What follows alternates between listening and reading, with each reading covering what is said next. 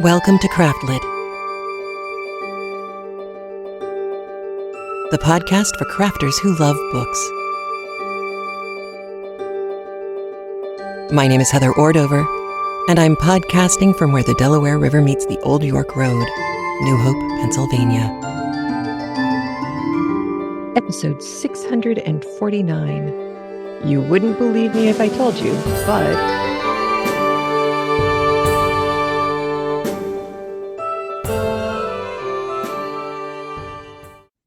This episode of CraftLit is brought to you by our new patrons at patreon.com/CraftLit. These include Sandy Lunsford, Tara Durazio, Amanda Bronson, Tammy, Jeremy Wayne, Jill Carrick, my buddy from Virginia, and Linda Schroeder, or Linda Chaudoir. Thank you so much for your support. We couldn't do this without you. All right, my ladies and gentlemen, here's the thing. We are starting Emma today, except we aren't actually starting Emma. We're starting Jane Austen. And I know we've done Jane Austen books in the past. We've done Pride and Prejudice. That was our very first CraftLit book. And Sense and Sensibility, quite a while ago. Oh, and we did Persuasion. Duh.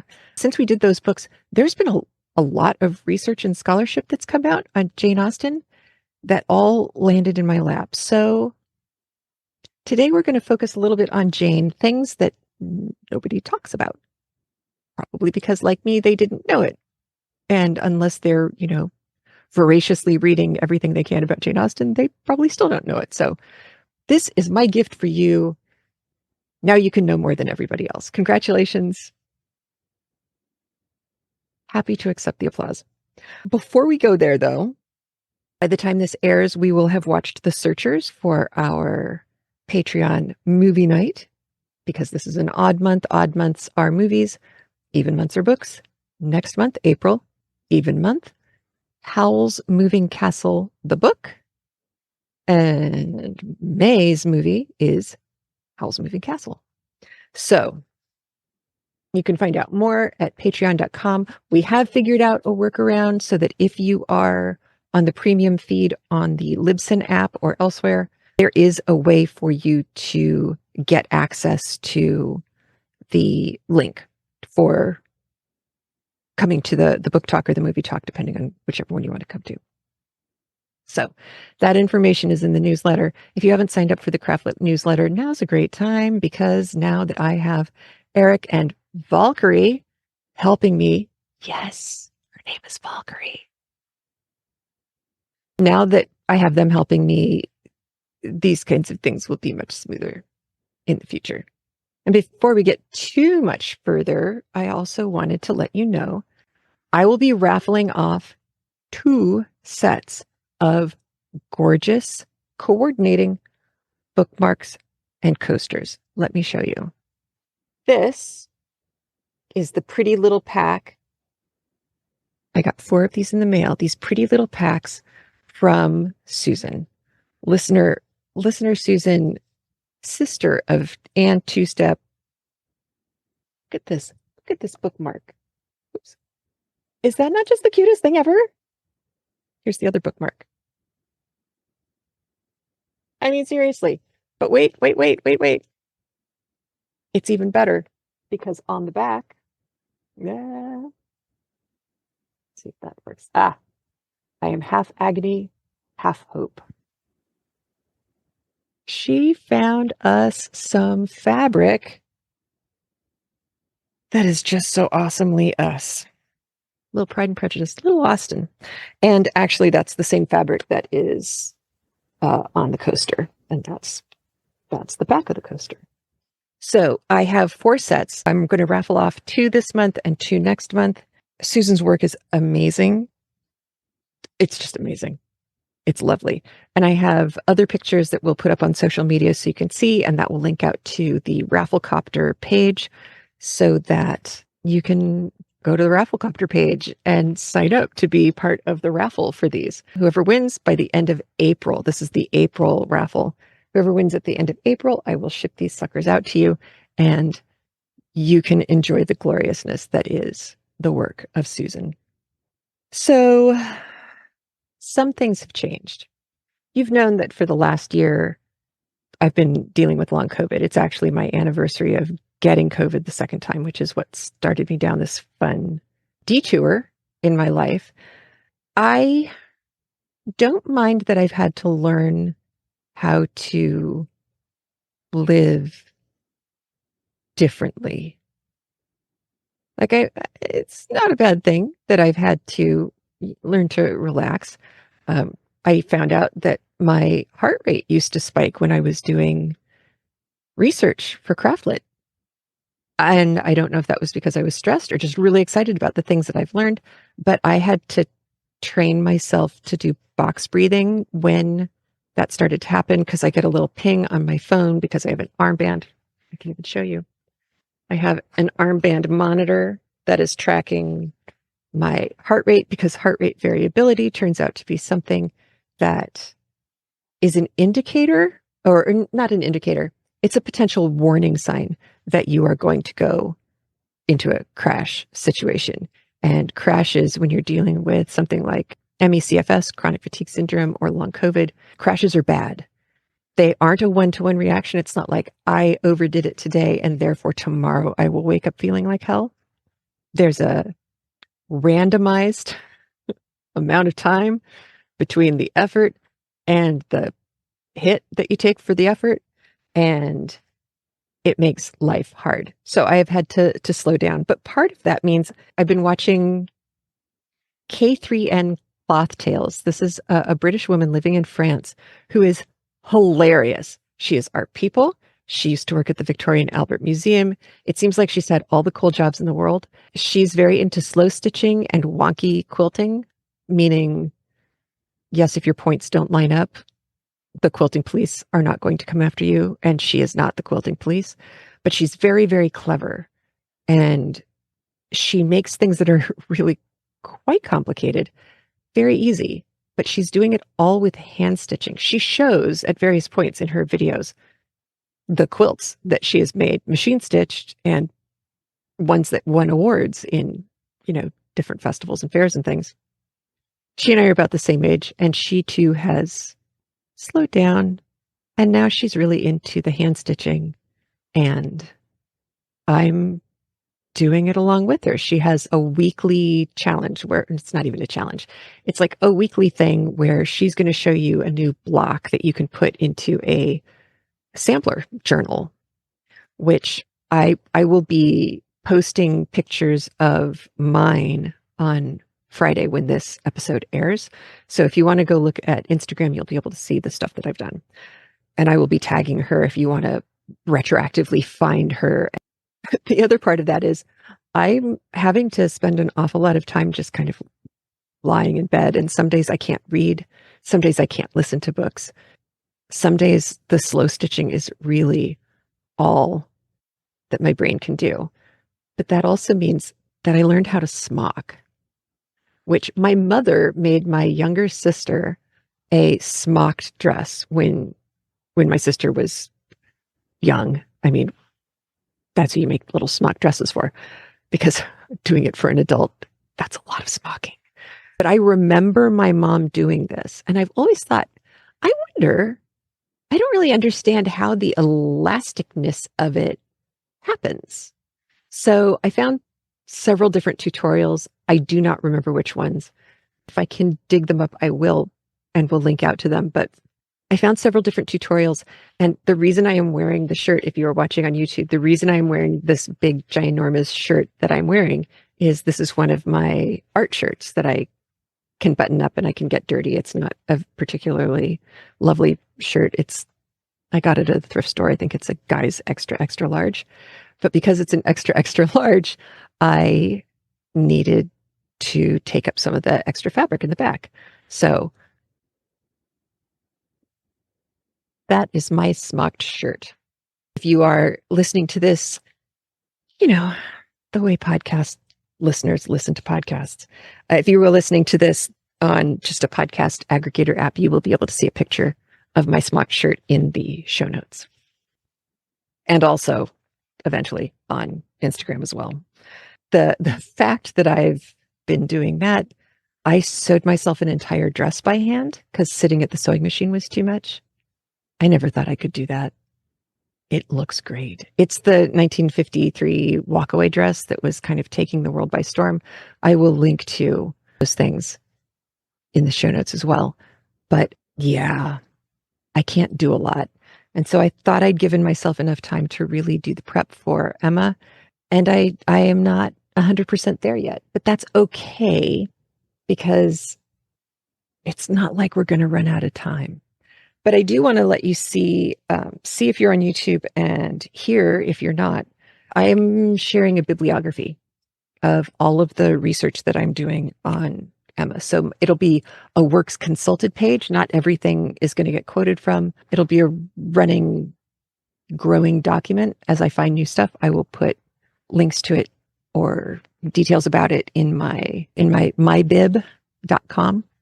I think it's MyBib.com. It's either that or it's my.bib. Either way, it's great. It does all the formatting for me. I love it. But one of the books is by Park Honan. This is Jane Austen, the definitive portrait of Jane Austen, her life, her art, her family, her world. So that is a lovely book that I got from Abe Books. And then this one was fun. Eavesdropping on Jane Austen's England by Roy and Leslie Adkins. This one was interesting. And this one, I think, is the second most engaging of the books that I read. It gives you a much better appreciation for what was going on in the world in a kind of a reader-friendly way. And then What Matters in Jane Austen. And eventually I'm going to play a link of this gentleman, John Mullan, Mullan. I'm going to play you a chunk of him talking about Jane Austen. It was kind of like a monk debate, but it was more fun. It was him up against somebody who was saying that Emily Bronte was the best author of that era, and Jane Austen, who was earlier, we know, blah, blah, blah, was the best author. He was arguing for Jane Austen. And I loved him after reading this book. I really loved him after watching him because he's one of those people who, after he's introduced, he makes a statement. Then the other woman is introduced. She makes a statement. He gets up to present his side of the argument and riffs off of what she just said using quotations. So he doesn't have any notes about this. It's just seat of the pants stuff. And it's lovely because he clearly really loves Jane Austen and he loves what he's talking about. And he works with 4 actors. You watch the new Poldark. It's the new Eliza, who I think is just glorious. And if you watched The Wire, and Dominic West, who is actually Irish, but you can't really tell. It's a lovely hour and a half of video that you don't have to watch. You could just listen to it, but it is marvelous. And it just, like I said, it made me love John Mullan that much more. Then another book is Jane Austen's Letters, which I don't have with me, but it's a fairly well-known book because even though her sister Cassandra burnt, sadly, most of, not all of, but most of the letters that Jane had sent to her. So Cassandra's letters to Jane are preserved for the most part. Jane's letters to her sister, the ones that we really would like to see, have been burned. And I think by the end of this episode, you will know why. So there's that. But the book that really kind of changed everything for me, it built on what John Mullan had done. But this one is denser read. It's a harder read for me, has been a harder read for me to get through. However, it has also convinced me that it is worth the effort and that I need to go back and at least redo the openings to Pride and Prejudice. I mean, it's been 18 years. Why not? Pride and Prejudice, Sense and Sensibility, and Persuasion. Because what this author has noticed in her research, her name is Janine Barchas, Barchas, And I think I even mentioned this in one of the YouTube videos that I was doing. It's history, location, and celebrity, matters of fact in Jane Austen. You can look her up and find several articles that she wrote when this book was coming out. And those are much easier to read. They're shorter, they're less academic. She noticed that literary criticism over the last 200 years, when it refers to Jane Austen, has gone in a couple different directions. And she's very generous with some of it and says Jane Austen got slammed early on for just basically writing diaries. It's like there's no there's no style, right? She's just reporting on life, slice of life stories and stories of manners. The first guy who edited and compiled all of her works in 1833, so that's almost 15 years after her death, in his notes, she found that he had taken meticulous notes indicating like Jane actually went and looked up on a calendar for Northanger Abbey because they're going to go to a dance on a Thursday night. And she checked to see if the moon was full that night. And it was. And that's how that scene played out. It's stuff like that this guy in 1833, he noted this down, but he was also writing in an environment that was really slamming Jane Austen for, in the world of Byron and Shelley and all of these big imaginative writers and the Bronte sisters and everything. They were saying, oh, Jane Austen, she just doesn't have any imagination. So he was really trying to push the fact that, no, she's not just writing down a daily diary. She's actually imagining, creating. This is a life of her mind that she has put on the page. So Janine Barchas is good about giving him the benefit of the doubt. It's the people who came after him. Vladimir Nabokov taught Jane Austen, taught Mansfield Park in a literature class that he taught at Vassar, I think. It was either Vassar or Smith. His copy of this book, the front page, which they've made a photostat of, and it's in Janine Barchas's book, it's nothing but his notes.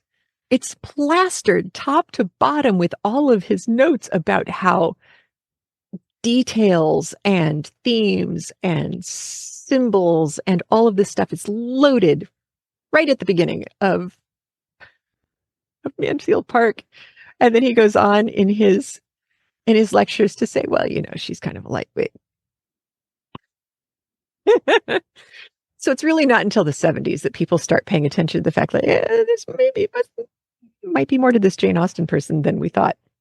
But it doesn't really change until the aughts and the early part of the teens, the 2010s. And that's part of what I'm here to share with you today, because, oh my goodness, have I learned some cool things.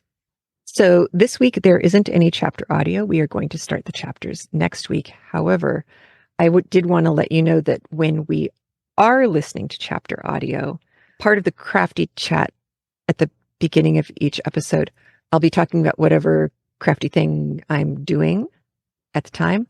And then while the chapter audio is playing, you will see what I'm doing as I'm listening to the chapter audio myself. Yeah, so it gives you, if you're on YouTube, it gives you something else to look at. And if you're not on YouTube, you can scoot over and take a look and see what I've been up to.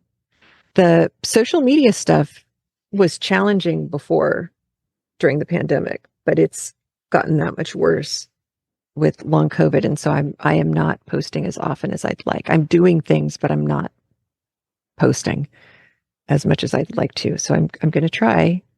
I'm going to try and get back to doing that more regularly. So as I mentioned, this week is really going to be about Jane, but it's not just about Jane. And this is the part that really got me thinking about going back and doing, like I said, intros for the other Jane Austen books that we've done. Because one of the things that I've learned about her is, along with her being kind of written off as a lightweight, chick lit, that kind of thing, although there's nothing lightweight about that. It's what half of the planet deals with. So along with all of that, and I know that I did this too, which is one of the reasons why I really want to go back, is I found out at different times that there were actual human people who were named Fitzwilliam and others who were named Darcy and other people named Wentworth and Watson and Woodhouse. And, if you're kind of going piecemeal through the book and you learn those things, it doesn't, the aggregate of all that information doesn't really sink in right away, I don't think. At least it didn't for me over the years. However, we know two things about Jane Austen. One, she was really crazy smart. Actually, we know three things that we have talked about. I know we have talked about and I can feel like they're settled facts. One, she's crazy smart. Two, she really loved history. She wrote as part of her juvenilia the History of England, which is thoroughly snarky. And if you know your history of England, it's very clever. It's also really clearly like a teenager writing it, but boy, does she know her stuff, because you have to know it to make fun of it, right? So we know she's smart. We know she knows her history. We also know that she not only has a snarky sense of humor, but she does something unique. And I don't think I've talked about this specifically. It's certainly been part of the literary criticism that was out there, but it was not talked about as much when we did the last Jane Austen book. And that is free indirect discourse or free indirect speech. So if you're watching on YouTube, I'm going to put a screenshot up so that you can see what I'm going to be talking about. Mr. Knightley and Mr. Watson are putting Mr. Woodhouse into a carriage, and there's a snowstorm, and he's very concerned. So here's what regular third person writing would sound like for that scene.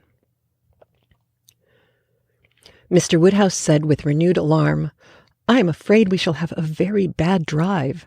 I am afraid poor Isabella will not like it, and there will be poor Emma in the carriage behind. I do not know what we had best do. We must keep as much together as we can." That was an example of basic third-person writing. It's fine. It gets the point across. It lets us know what we need to know. But that's what a normal, not genius, good but normal author might write. This is what Jane Austen does with that section. Here's free indirect speech. Not all that either could say could prevent some renewal of alarm at the sight of the snow which had actually fallen, and the discovery of a much darker night than he had been prepared for. He was afraid they should have a very bad drive. He was afraid poor Isabella would not like it, and there would be poor Emma in the carriage behind. He did not know what they had best do. They must keep as much together as they could. And James was talked to and given a charge to go very slow and wait for the other carriage. Now, the interesting thing is, from the moment that section starts with, "He was very afraid they should have a bad drive," that's in quotation marks. But that's not actual speech. That's speaking inside Mr. Woodhouse's head for a third-person narrator. That's the genius. And that, especially by the time you get to, "and there would be poor Emma in the carriage behind." Now that actually does sound like just somebody talking. But up until that point, it still sounds like a third person, just in quotation marks. You're getting inside and feeling the feels with them. That's one of the things that Jane Austen does, and it is utter genius. And once you start seeing it, you can't unsee it. There will be lots and lots of these examples as we go through the book. This was a small, very small one. There are gazillions. And by the time she got around to writing Emma, she was really a master of this. It doesn't show up as much in her other books. It shows up, but not as much. If she is clever enough to have basically invented new mode of writing. And she wasn't the only one. There were other people who were doing it, but she's like the best at it at this time period. And it's not easy to do. Certainly, if you notice that, then it gives you pause and makes you think, well, then what else have we been missing? And here is what that is. First off, we need to know where she lived and when. She lived almost entirely in the southern part of England. She was born in Steventon, which may ring bells because of North and South, if you were listening when we did Elizabeth Gaskell's North and South. She was born in Steventon. She lived there for 25 years in the rectory. By all accounts, it was lovely. She and her sister Cassandra were sent off to go to school at one point in Oxford. The Oxford school relocated to Southampton, and in Southampton, there was a breakout of typhus. And the girls didn't write home about this. Jane was 10. Cassandra was 12 or 13. It was a friend's daughter, one of the other girls at the school, who wrote her mother, and her mother got in touch with the Austens and said, we need to go pick up these kids. And they were very sick. They got typhus. It was bad. It's not what killed Jane Austen, but it was bad. And the mother of the girl, the mother who had been alerted, she did die from it. Now, typhus is not contagious like COVID is. It's contagious by being bit by, and there are different kinds of typhus. It could be a flea, it could be a tick. Is that right? No, flea, lice, things like that. They carry a bacteria. You get a bacterial infection. Nowadays, we would just take antibiotics and we'd be fine. They did not have that option back then. So aside from that stint at school, and there was one other brief stint at school with a woman who ran the school who went by like a French name, Madame blah, blah, blah. She was not French. She didn't speak French, but she had figured out that she could market the school better if she was. And the kids all were on to this. They knew that this was kind of a scam, but she was also really, really good at working with them. So it wasn't a waste of time. It was just marketing. She was just really good at marketing. But for the rest of the time, her first 25 years were spent in Steventon. And then her dad, kind of like in North and South, leaves the rectory and they move to Bath because reasons. And the whole family is there. And let's see, that's 1801. And then in 1805, her father dies. So as we can guess from Pride and Prejudice and from Sense and Sensibility, the money things may not have been handled so well by her dad. And they weren't. He had money. His wife had money, some money. They weren't landed gentry, but they were gentry adjacent. And you're going to see more of that in just a second. So they never seemed to have enough money, but then they also had lots and lots of kids who survived, and one who was born with some kind of brain damage. I do not know. Everybody's been very vague about this, but he had to be sent away to go live in a home elsewhere because they couldn't care for him. But by the time they moved to Bath, all the guys were out of the house. It was just Cassandra and Jane who were left. In fact, two of the kids went off when they were 12 and joined the Navy, and they did very well for themselves. And that turned out to be a great source of pride for Jane and her whole family. But moving to Bath was not something that Jane was really excited about. Didn't really love the place. Got worse after her father died, and they had to move from a nicer part of town to 25 Gay Street. Now, I did find somebody put together a Jane Austen map of her book locations.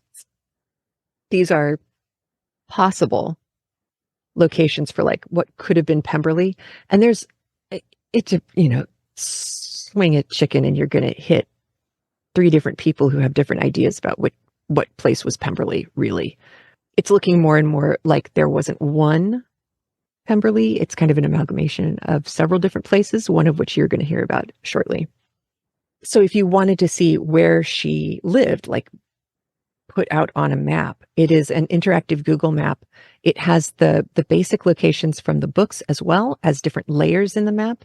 And it should be editable by you. So if you wanted to add to the map or correct something on the map, please feel free, because like I said, my brain is not my brain.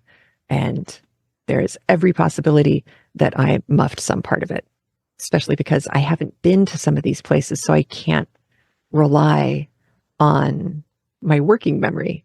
It's the more recent stuff that I have a hard time with.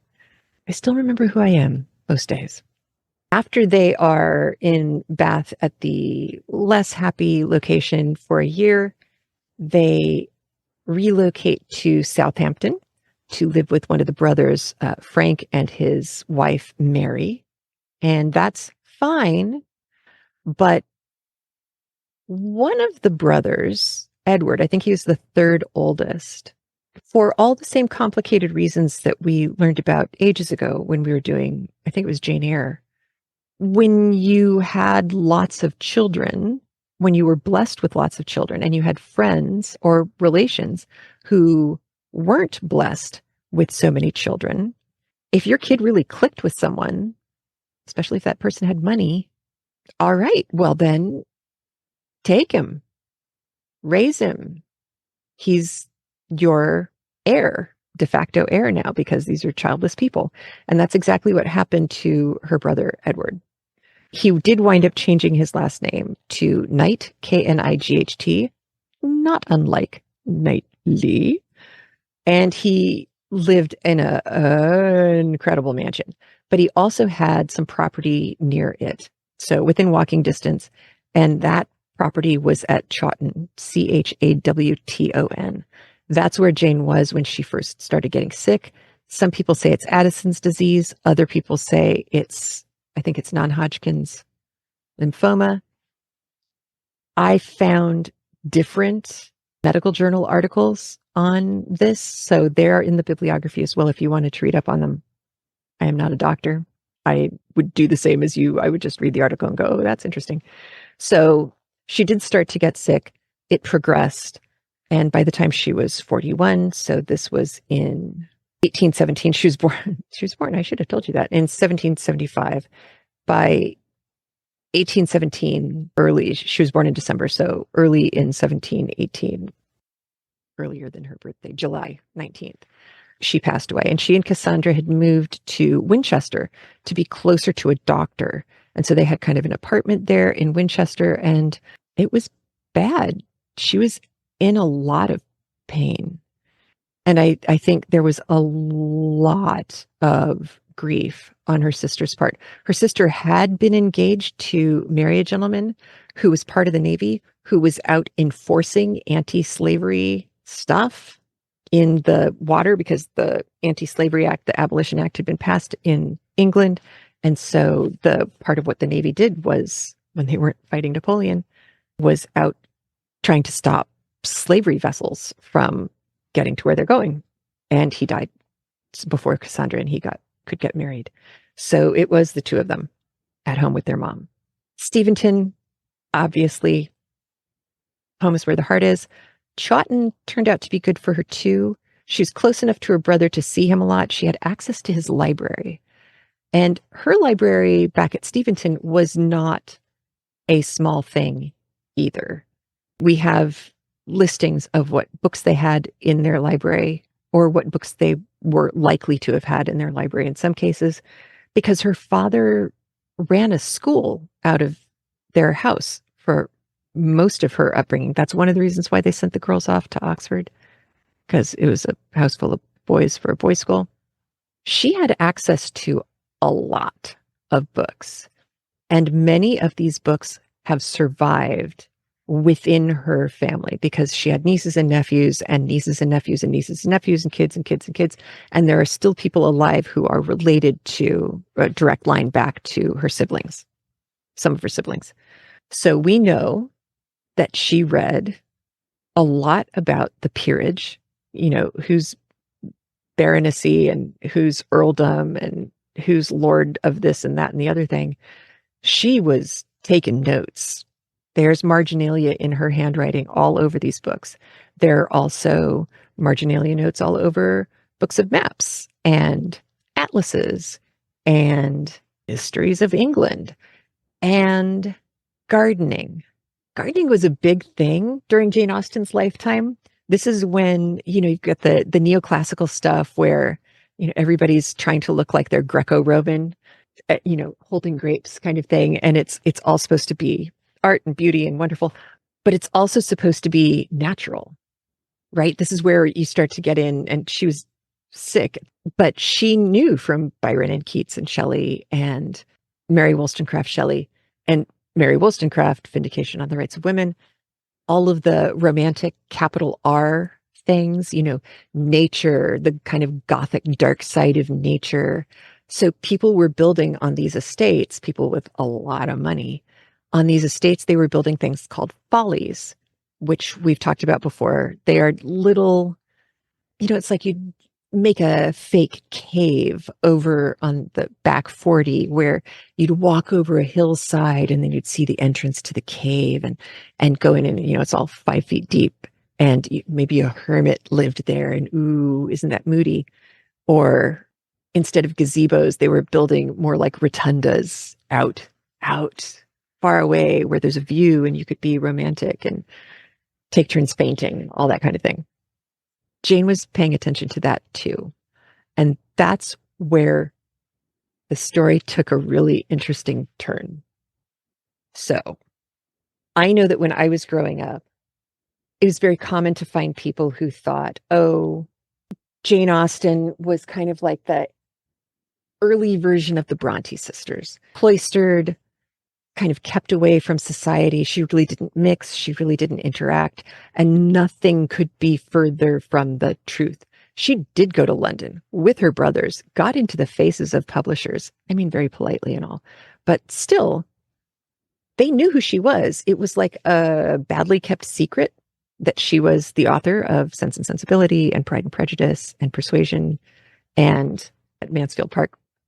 It wasn't a big secret kind of the way that it was with the Brontes. It really was. They were trying to keep it a secret with the Brontes. They probably would have been fine. Well, Charlotte, I think, enjoyed being known, but Emily and Anne were fine not being famous. The other thing that's important to know, and I did not know this before either, is that by this time, by the 1790s, there was a marketplace for celebrities. Sometimes the celebrities were theatrical people. Sometimes the celebrities were mistresses of the nobility, somebody in either the nobility or in the royalty band of society, hanging out with some hot chick, and she wound up getting an engraving drawn of her, and that showed up in the broadsheets. Celebrity was not unknown. And while Jane never seemed to be pursuing celebrity, she certainly read about people who we would now consider celebrities, people who didn't actually do anything themselves necessarily. They just got famous for being themselves. So I have some slides for you because this gets really complicated.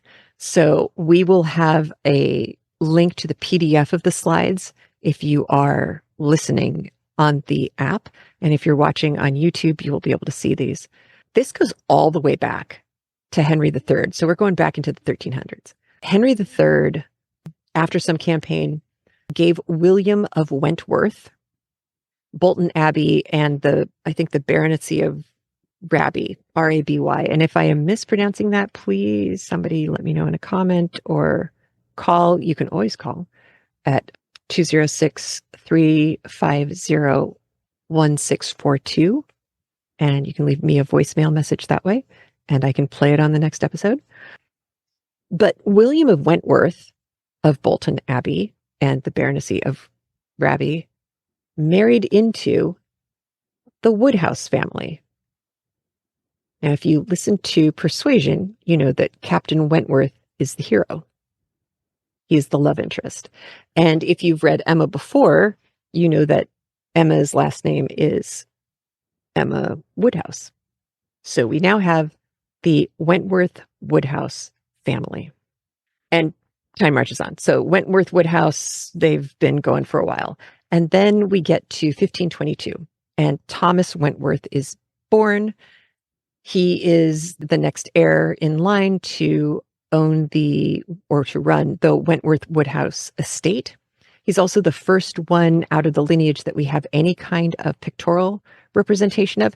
And in the corner of this woodcut, you can see the Wentworth Woodhouse house in the background, small, underneath the family crest. But it's there. So it's already a big place with big gardens, and it's, there's farming going on there. It's an estate. So by this time, the house was already huge. So Thomas Wentworth, born in 1522, dying in 1587, has a son, William Wentworth. He's eventually called Sir William Wentworth, born in 1562, dies in 1614. He was made the first baronet of Wentworth Woodhouse in 1611, which sadly is when Sir William Wentworth's wife died. 1611, so she never really got to benefit from any of this. They, however, before she died, they had a son, Thomas Wentworth. He was married 3 times. He was widowed twice. He was born in 1593, so end of Queen Elizabeth, and died in 1641 during Charles I, right before the Civil War starts, and he doesn't do very well at that point. But he is important because he was created the first Earl of Strafford, the first Baron of Newmarch and Oversley, and a whole messload of other titles. I am linking you to the Peerage website so you can go look this stuff up yourself. It has layers going on. But Thomas Wentworth is important for several different reasons. He was created the first Earl of Stafford, and he worked with James IV of Scotland, James I of England, who took over when Queen Elizabeth died. He really worked a lot with Charles I, and Charles I was not really cut out to be king. He was not the first in line, but he wound up having to do it. He had a stutter. He wasn't real good about being a leader. Very big believer in the right of kings, that it's God-given right, and here I am sacrificing my time to make sure that you all have a monarch. He very much believed that the stability of the economy, the stability of society was 100% resting on his shoulders. And maybe he was right, because what happens after he gets 86th is Cromwell. I mean, it's the Civil War, and it's not pretty. But Thomas Wentworth, working with King Charles I, he was made a privy councillor in 1629. He was the king's bulwark, authoritarian proxy in Ireland. He was not nice in Ireland. He was terrible Tom the Tyrant, or something similar to that. He was not a happy man.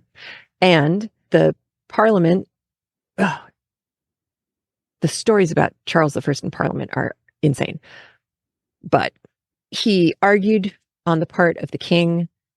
That turned out to be a really bad idea. Not that he would have known, but just like Thomas Cromwell with Henry VIII, Thomas Wentworth winds up getting beheaded as a kind of an appeasement move from the king, saying, okay, I'll get rid of the problem here. Take his head. And that stinks. Not his fault. And mentioning Charles I, if you listened to The Three Musketeers with me shortly ago, you may recall that Charles I got brought up quite a bit towards the end of The Three Musketeers, in that last third, because the Duke of Buckingham was working with Charles I. They were BFFs, and the Duke of Buckingham was not popular because he was affiliated with King Charles, who was, raising taxes all over the place and just generally being a bad ruler, bad leader. But the one thing Charles I did, as far as our people go, the Wentworth Woodhouses, is that when he killed Thomas, when he beheaded him, Thomas's line lost all of their lands, all of their titles, all of the good stuff. And that's not great for the family. It's bad time. But it didn't take very long before Charles realized that this was really a bad move on his part, and he needed to make up for it. And so he gave back the honors to the Earl of Strafford's son, William, not too long, like within months of his father being beheaded. So you have Thomas Wentworth, who was beheaded. You have his son, born in 1626, dying in 1695. William Wentworth. Could they not come up with new names? I do not know what is up with this. But William Wentworth of 1626 to 1695 fame, he was made the first Earl of Strafford of the second creation, because the first creation got beheaded. So they had to come up with a different way of making this out. So he's second creation. He's married twice. His first wife dies. His second wife and he never have children. He never has children. So he's the first Earl of Strafford of the second creation, and he dies without an heir. Now, under normal circumstances, the title of the Baron of Raby or Raby, that should go to the next male heir in line, which would be like, if it's him and he has a brother, it should go to his brother and then his brother's elder son. But instead, he leaves kind of a weird will, and the title and the land and the house, the Wentworth Woodhouse house, gets handed over to his sister's son, Thomas Watson. So if you have read Emma before, all sorts of warning bells should be going off in your head right now, because we've got Woodhouse, Emma, and now we've got Watson. And if you haven't read Emma yet, you are going to. This will all make sense to you soon. So, Thomas Watson Wentworth, who died in 1721, he was the second Earl of Strafford's nephew. This is the sister, her son. He doesn't get a title per se. He's called the Honorable Thomas Watson Wentworth. He adopts the name Wentworth, so he's Watson Wentworth. And he does inherit Wentworth House or Wentworth Woodhouse. This house, it's not a house. It's still standing. You can go visit it. It has I believe they said 600-meter wide facade. This is considerably wider than Buckingham Palace. It's enormous, and it's up in Yorkshire. Now, if you remember from Persuasion, Anne Elliot, her father's just a punk, and he's always reading the Peerage books, the different volumes of the Peerage, just kind of poring over all this stuff. And the first time when he met Captain Wentworth, before Captain Wentworth had made a name for himself, her dad said, well, he's not that important. I mean, he's not part of the Strafford, Yorkshire Wentworths. Now, I didn't know at the time what that meant. I kind of assumed, like most people, that, oh, well, it may be referring to a name. It's referring to a very specific name, because by the time Jane Austen was writing, these guys were infamous. And when I say these guys, I don't just mean the Honorable Thomas Watson Wentworth, the nephew who inherits Wentworth Woodhouse. I also mean that there was another guy. You knew this was coming. There was a different, Thomas Wentworth, born in 1672, who died in 1739. He was the son of the first Earl of Strafford's brother. Sadly, that brother was also named Sir William Wentworth. So, like I said in the beginning, you would have expected the lineage to go from William to brother's son, and instead it went from William to sister's son, because reasons. There were reasons. The brother's son, the son of the first Earl of Strafford's brother, was not happy about this, you can imagine. He did not get the Wentworth Woodhouse estate. He was made the third Baron Raby and the fourth baronet of all of this stuff, he thought this was an insult, and it kind of pretty much was. So for him, this meant war. And I know you're sitting here going, Heather, why are we getting a history of the King of England? This is not Jane Austen. Oh, it so is Jane Austen. Just wait. So he says, this means war. This next chunk of history was infamous. It is a flustercluck of mammoth proportions.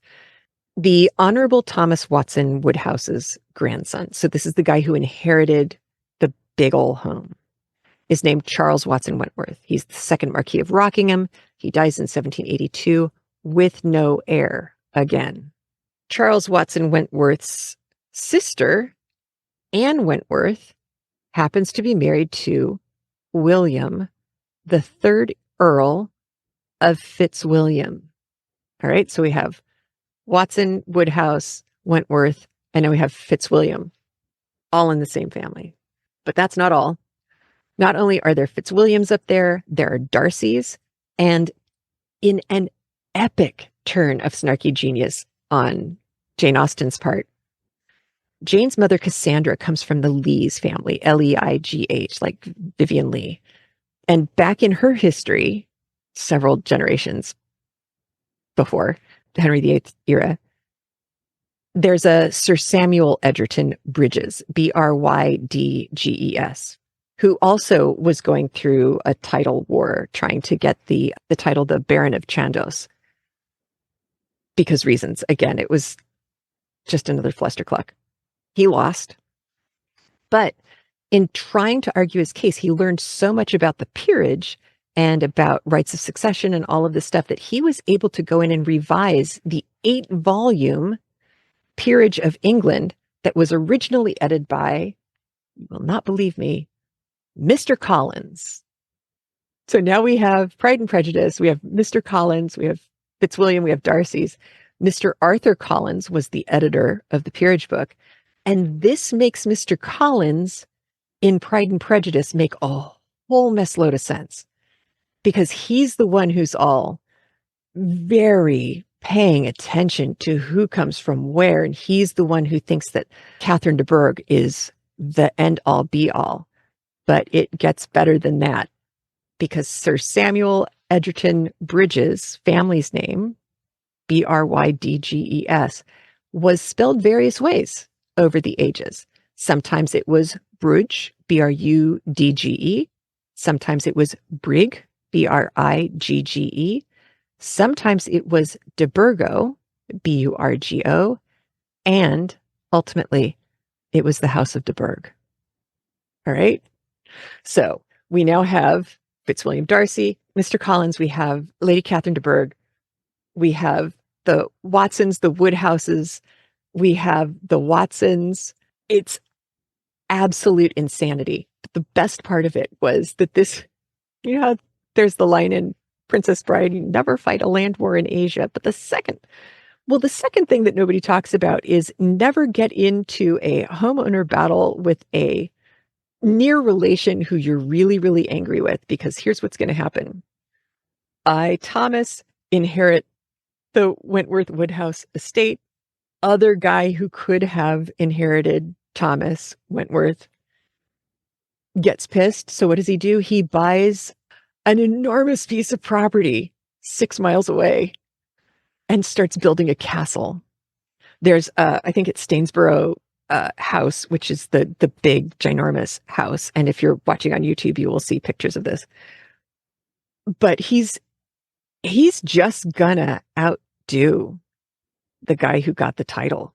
And they start, I honestly, I don't know how else to describe it. It's like a pissing contest. It's who can outdo the other dude. But their warfare is all carried out in architecture and gardening. These gardens are incredible. One of them over on the castle grounds, if you look at it from the air, they couldn't. But if you look at it from the air, it's a Union Jack. I mean, that's kind of cool. But he also built all these follies. There's the castle folly. There's a rotunda folly. There's an eye of the needle folly. They all have meanings. You can go and look at this on the website. I have links out to it. The thing that's really cool about where that all ended up, he made a lot of money off of not just the slave trade, but, plantation stuff, all the things that we are all very aware of now about people who are writing at this time. But the house and the lands and the gardens have been preserved. And so what are they using the house for? It's a private house. You can't go visit it. You can go to the gardens, but you can't go into the house. It is now a teaching school for international students, and a lot of them are women. So it's big to old Thomas. The Wentworth Woodhouse house is also still there. It is also visitable. It is not Pemberley. It's honestly too big to be Pemberley. Darcy's $10,000 a year or $12,000 a year, whatever it was, is not enough money to maintain either of these two properties, just to put it into some perspective. But their gardening war was epic. And when we're talking about like a land of celebrity kind of arising, they were part of it. So when Jane Austen uses any of these names, sometimes it's very clear, like Mr. Collins. Collins was the original editor of that particular volume of Peerage books. Mr. Collins, all tied into the Peerage. Jane read the Peerage books too. It wasn't like she was snubbing the fact of them. She was, I think, just really uninterested in the competitive side of it. However, we know that some of her books didn't get published until after her death. One of those was Lady Susan.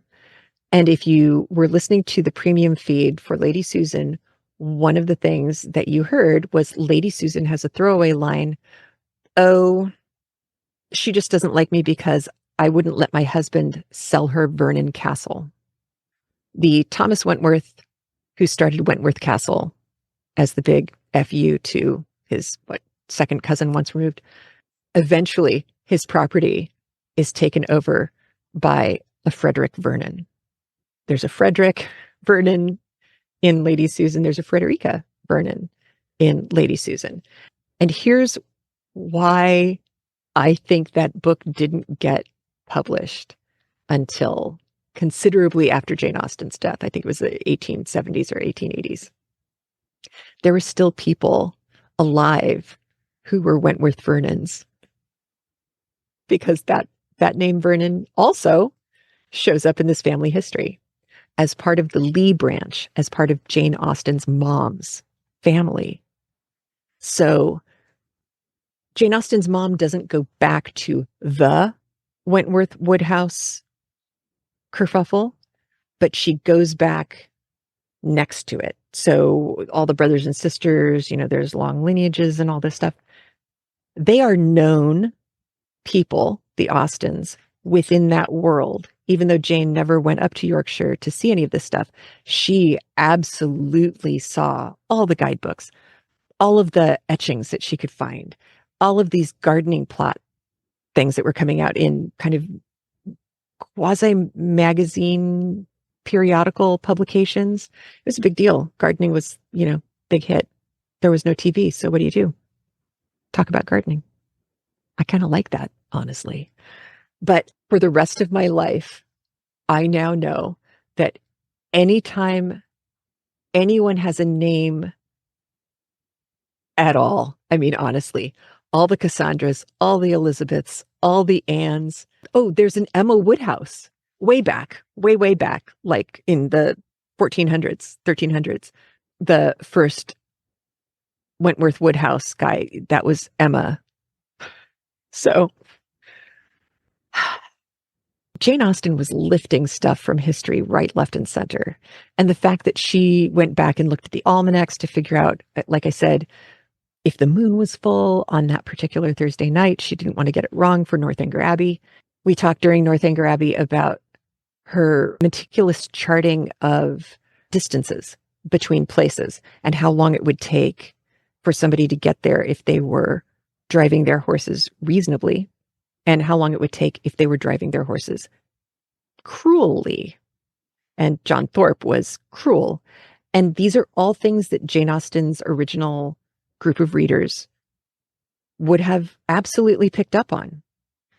By 1833, when her first volume was republished, the first kind of collected volume of Jane Austen's works was published, it was still really close to that era. And it's very hard when you're close in time to a series of events. It's hard to know what are the important parts. I mean, it's like 9/11, we're pretty certain that people are going to be talking about 9/11 for a while. But there are things that happened in the late 90s. There's Monica Lewinsky, but there was also Chandra Levy, who got killed in Rockaway Park. People thought it was actually a congressman who she was sort of having an affair with who did it, but it turned out that it was not him. His life was ruined. Her life was over. The guy who did it was guilty of other crimes. It was a big mess. People don't talk about her, but it was huge at the time. So it's these kind of things, like 2020 hindsight. It's really, really easy to look back and go, well, I don't understand why these writers at the time weren't talking about the slave trade or abolition or the wars, the Napoleonic Wars. And the answer is, well, that's because they all already knew it, because it was in the newspaper. There are places where Jane Austen actually does, in Emma, talk about abolition and the slave trade. And she has some very choice digs that she makes at certain characters because of this. But we don't necessarily pick up on it because we don't have the context. And that, my friends, is why CraftLit exists. Because we think we know the book. It turns out there's a lot more there than we thought. And I realize I am going to have to go back and redo at least Pride and Prejudice, if not all the other ones. So at some point, when my brain is back, that is one of the things I am going to be doing with my time.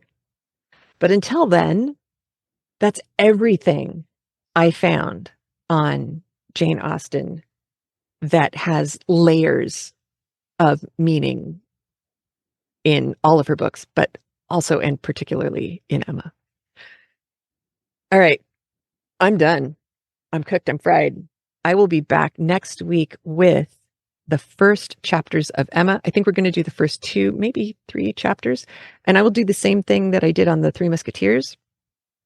Eric and I will give you a time code so that if you wanted to not listen to the version that we are listening to, but you wanted to listen to one off of Audible or one that you've purchased elsewhere, you'll know what time code to flip to be able to come back to the audio notes with me. So we'll make sure that happens for you. All right. I'm going to go take a nap. You take care. Have a great one. I will talk to you soon. Bye. If you like what we do here, please consider liking and subscribing on iTunes, thumbs upping and subscribing on YouTube. You can visit patreon.com/craftlit and become a patron of this art. And you can always go to Linktree, linktr.ee/craftlit channel. And from there, you can get links out to all of the social media, all of the places that CraftLit lives. It's a nice hub that you can go to get all the stuff, all the good stuff. And I keep forgetting to mention, we also have a Facebook group with the loveliest group of people, as you might imagine. They're just awesome, makers and readers, and people who hadn't been readers before, but are now. I like that. All right. You take care of yourself. Have a great one.